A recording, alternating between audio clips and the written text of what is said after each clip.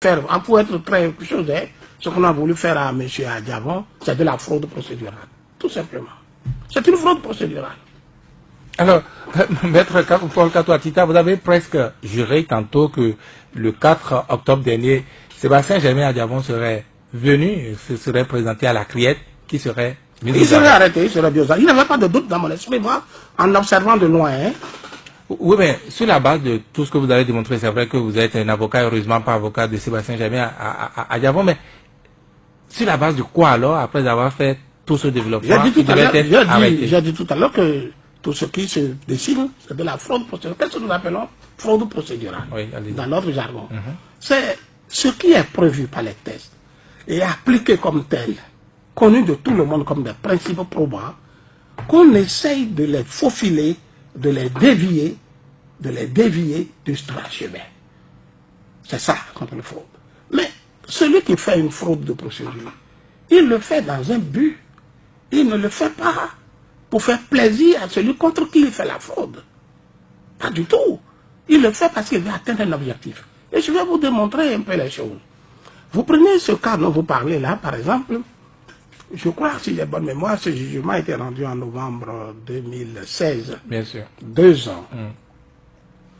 Qu'est-ce qui a fait qu'en 2 ans, on n'a pas enrôlé cet appel, ce dit appel du procureur général devant la cour d'appel? Qu'on vous explique sur ça. Est-ce que l'on peut garder un appel qu'on a fait soi-même pendant 2 ans sans l'enrôler pendant 2 ans?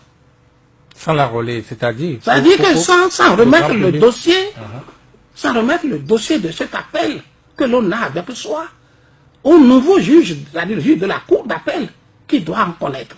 Or, ce dossier... C'est-à-dire, autrement dit, il écrit sa lettre, mais... C'est ça le dit, il fait l'appel, mais il ne remet pas le dossier au nouveau juge qu'il veut qu'il juge. Et cela pendant 2 ans. Il le garde dans son bureau, dans son tiroir, pendant 2 ans. Et le nouveau juge qui va juger est avec lui. Tout le nouveau juge là est un palais de justice de Cotonou là.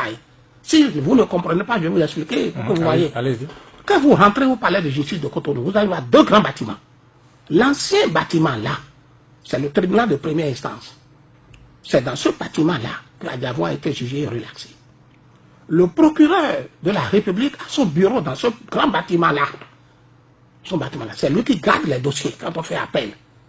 C'est lui qui garde les dossiers. Mais quand le procureur général, lui, son bâtiment, c'est le nouveau bâtiment. Le nouveau qui est au bord du goudron, c'est tout neuf là. C'est là où lui reste.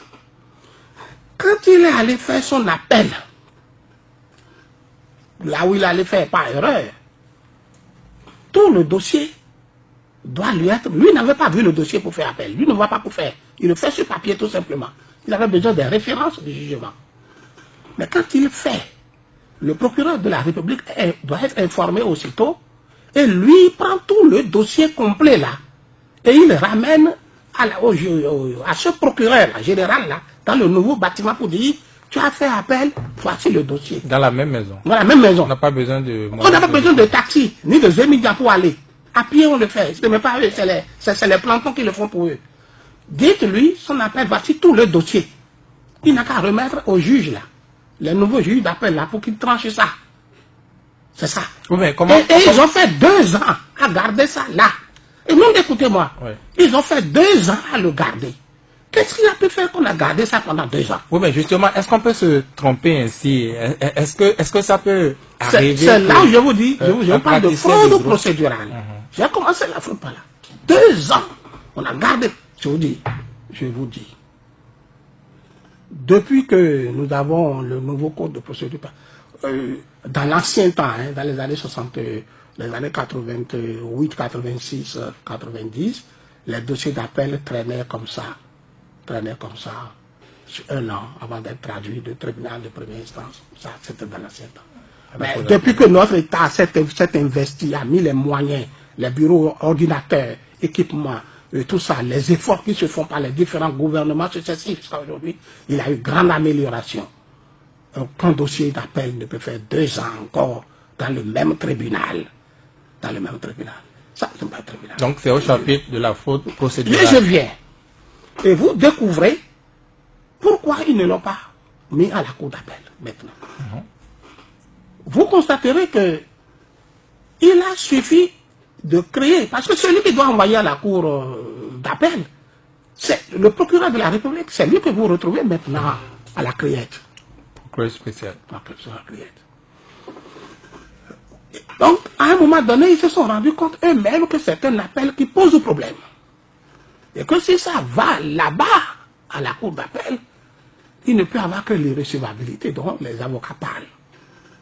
Donc, la Criette n'a pas, la loi sur la Criette n'a pas pu être une loi anodine.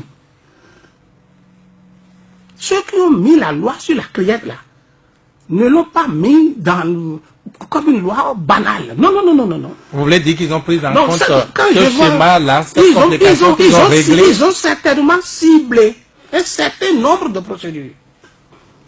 Ils ont ciblé un certain nombre. Quand je me rends compte, parce que quand je lis certaines personnes parlent de loi Drôle, etc., je crois que ce n'est pas se tromper. Ils ont ciblé certaines affaires. Et la Criette est venue, et il a suffi que la Criette vienne pour que ce dossier qui, 2 ans durant, a été mis là, caché quelque part, sorte et se retrouve à la Criette.